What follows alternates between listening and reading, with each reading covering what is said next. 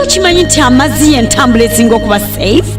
Kati nno tukwaniriza ku MV Kalangala, emmeri ekutambuza okuva Entebbe Nakiwogo n'ekutwala e Kalangala ng'eno bw'onyumirwa obulamu. Tuna restaurants omuli ebyokulya n'ebyokunywa bye weetaaga. Kw'ogatta screens gaggadde kw'olabira films n'ebifaananyi eby'enjawulo omuli n'ebyo ebituyigiriza engeri y'okutambuliramu ku mmeeri.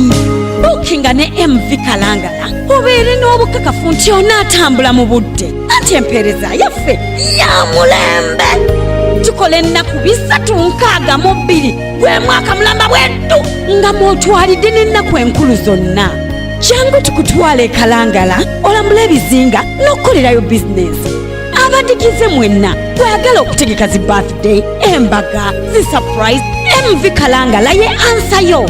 Olwo nga bwe tulindirira emmeeri empya gye tuleese eya MV Nodil eya classes zonna, economy, business, VIP, executive. Nkugambye MV Nodil nnyonyi yennyini. Jjukira nti Nation Oil Distributors Limited abaakakasibwa okukola oil w'ebidduka ow'omutindo ye kampani eddukanya emmeri ya MV Kalangala.